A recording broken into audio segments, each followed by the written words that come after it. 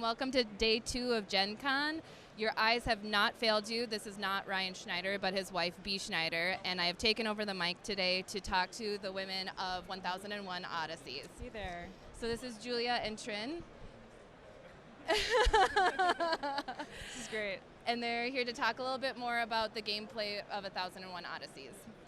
Hey everyone. So we are the co-writers for this game 1001 Odysseys, and I say writers because a lot of this game is a lot of writing. This is primarily a story game, kind of in the vein of old point-and-click adventure games or those sort of choose-your-own adventure, choose-your-own-story books of the past. You're all playing cooperatively in various roles as humans on the starship the Odyssey. Ooh, yes. Look at this beautiful map. This is one of many beautiful maps that will be part of the full game. This is the planet of Avalonus, the capital planet of the Federation. Yes, it's so beautiful. Done by our artists, Cara Corrine and Amanda Coronado. We have wonderful artists for this project. So the way that the game works is that you're playing together as a group. Each of you has a single role. But this can be done with, as solo play. This can be done with 4 players.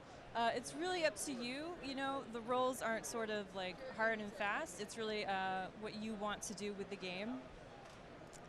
It's sort of a really great way to kind of be like, okay, well, you'll be navigator, I'll do operations, that sort of thing. So the way the game works is that you have I love that we have like a Vanna White over here, like, look at all the... I'm just being the lovely assistant today. So we have our handy dandy storybook. So today's story is called The Admiral's Request.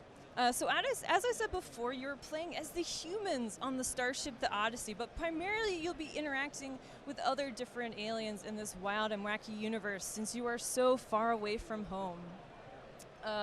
So today's story is called The Admiral's Request, and this is a special demo story that we've created specifically for Gen Con and for other conventions this year. And this one takes place where you're trying to help a shop proprietor find their lost pets. And I know that seems like a bit of a small story. I know that's sort of a side quest story, but in this particular demo, we wanted to keep it a little bit small and save our big stories for the full game. But I love this story. This is such a cute story. You're basically traveling around the city trying to find these lost pets, trying to find lures to attract these lost pets to you. And they're really cute pets too. I love them. There's one that's like a little like trilobite. There's one that's like a little winged lizard. They're really cute creatures. So basically, you're going to be playing your way around the map. We have these beautiful location cards right here. Yeah, you can take a really close look at that. So you see you have the map here, but the background of the location cards themselves matches a specific location on the map. So I can take the card and I can move it around and I can find the exact location that matches up on the map itself. Yeah, that's wonderful. Yeah. Yeah. I love it. And it looks so cool, and I like that it doesn't take away from the map. Like it kind of blends in really nicely. So the map is really how you interact with the story, and it's how you make choices. So you have your little starship, your little icon here, and you start off, I believe, in Tech Sector Street for this game. So do you want me to explain the mission control board? Do you want me to get kind of nitty gritty? Yeah, I think that would be great. Right, okay, awesome. Yeah. Just like a very quick sample turn. Yeah. Sure. Okay. So what we would do is we would read the intro, and then the intro would tell us to set our first mission, which is to recover the pets. Pets are lost. We need to find them. And then we have what we call focus cards, which are kind of like our action. So we'll have Focus A, search in the Alpha Zone, attached to our mission. And then we have these little cubes, which are standby cubes, which keeps track of our momentum. Momentum just keeps track of how far you've progressed in a specific mission. So we start off with 2 We start off with 3 cards in the locked position. So what happens when we eventually fill out the entire row is we're left with a momentum code. And we'll go back into the storybook and actually find this code. It'll say M10LLL, and then it'll tell us what to do next to advance in the mission. Oh, great. So it's a really great kind of cardboard way to keep track of the progress, which would usually happen, on the computer behind the scenes. But this is a way that's kind of laid out, so you see exactly where you are and what's happening.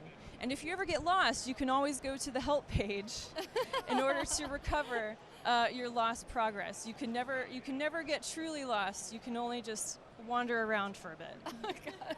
Just like real life. I know. Right. You can ask for directions in the help section. Exactly. So that's kind of like the sort of the basic outline of how the game works. Yeah, absolutely. Well, and I love that too with the progression. So then basically the story actually stays in continuation and you're not like going out of order really with the choose your own adventure style. Exactly. And based on different playthroughs, so this is just a single kind of short playthrough, but in the full game you'll have chapters which will change depending on the choices you made in the first chapter. Oh, great. So you might, when you complete chapter 1, depending upon the ending you get, you might go to chapter 2, or you might skip chapter 2 entirely and just go straight to chapter 3. But you don't know until you reach the end of the chapter. Gotcha. And the choices that you make, you'll be keeping track of through your passport, which is kind of like a paper save file. Again, like the mission control board, sort of a paper way to do what the computer usually does, is keeping track of contacts and items that you acquire and the missions that you've completed, and that will track throughout the entire story. Nice. Wow. So this all seems super complex though. Yeah. So how many writers did you have on this, and then who was kind of in charge of like figuring out, okay, this is actually going in sequential order, or, So we have fantastic people on the team. I, Julia, am the head writer. Trin is also co-writer. She does fantastic characterization. I love what you do. And we also have Sarah Faruqi, who unfortunately isn't here with us today, but who has been so essential to, as you said, just sort of the breaking down of, okay, how do we fit this story into a game, break it down piece by piece, and make sure that all possibilities have been accounted for.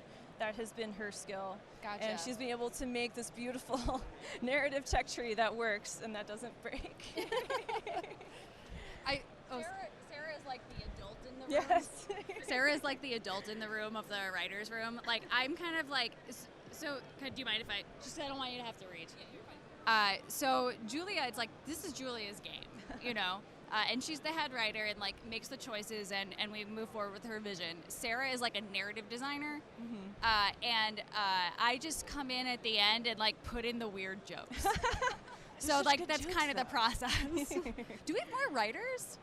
Oh, we did have Alice, have a few. Yeah, Alice Dutton was involved in the project earlier, and we really appreciated her work. She did go off to grad school for real writer school.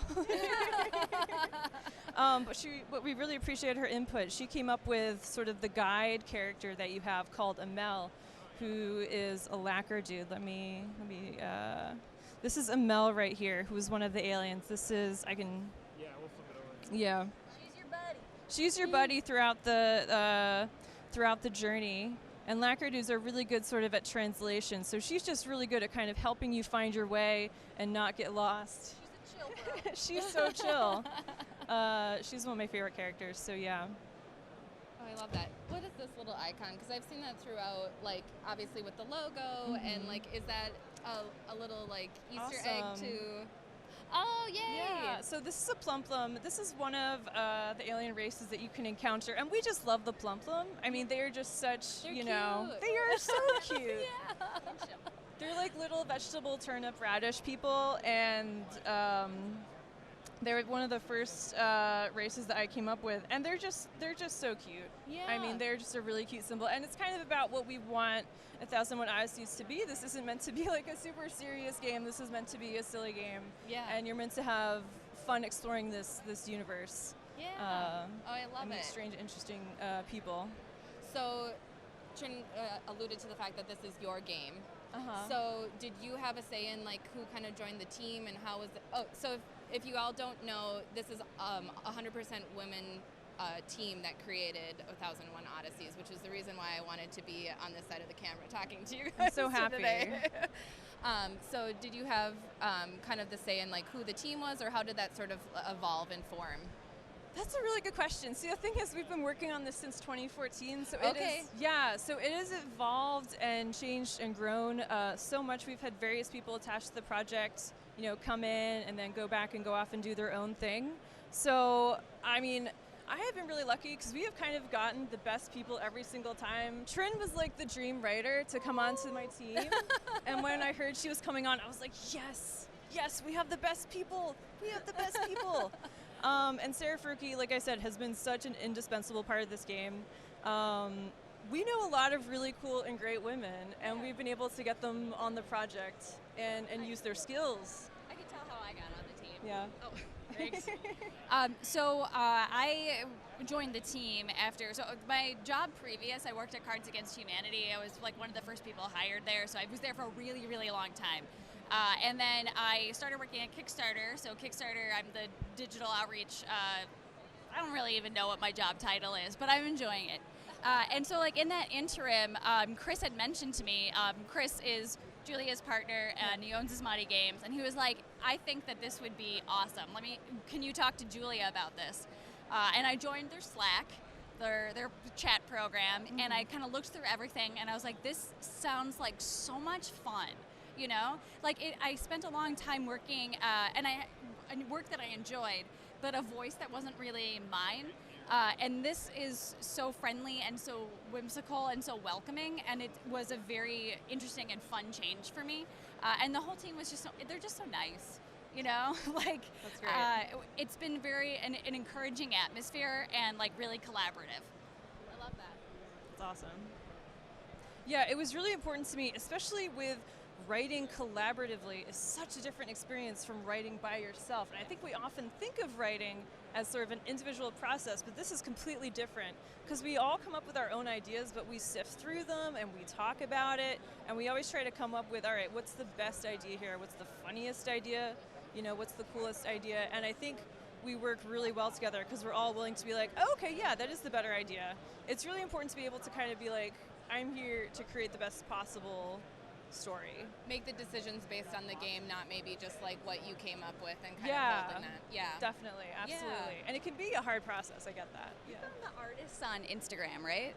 Actually, Chris was friends with the artists from Anime Boston for like a long time. And again, they were our dream artists. I was like, oh, I would so love to have them attached to this project. And we were able to get them for the process. Again, Cara Green and Amanda Coronado, wonderful people. And you can just see here, this is a little bit of the art from another planet called Terragast, and you can see it's totally different from Avalanus. It's not nearly as built up. It's meant to be sort of a mountainous planet. These are some sort of mountaineering camps right here. You can see, I don't know if you can really tell from where you are, but these are these tiny little creatures called the eglobites. They're these little hedgehog creatures, and they're super cute, but they're also super mischievous, you know. Yeah, I really love, because even on your website, because I just looked at that this is my first con ever, so I'm so happy. Yeah, lots of questions, but your website was so great because you actually have a post about like the different layers in the process that the illustrator went through, which I totally geeked out over. Wasn't it very crazy? cool. It's so cool. Like even just seeing this in person and that in person, it's like really cool to like kind of get behind the scenes through the website, you know? So yeah. And I love that you just found them like through a group and you're like, this is who I want. I hope that they come on. And it was the right choice. Yeah. It absolutely was. I'm so happy we could bring them on board. It's one thing for us to be able to write these characters, but getting the art just brings them to life in a way that, you know, you won't necessarily see if you're just reading the words on the page. Yeah. Well, I think that's all we have the time for. When can we get it? Yeah, when can we get it? So 1001 Odysseys will be available for pre-orders later this month in August. Okay. You can go to plumplum.com. Let me show you what the plumplum looks like. This is a plumplum. Love. Plumplum.com. And it will be out by spring of next year. spring 2020. Yay. Thank you so much. Yeah, thank you so much for just taking the time to talk to me. I really appreciate it. Totally. This is really fun. I'm really glad you could interview me. Yeah, me too. Thanks again.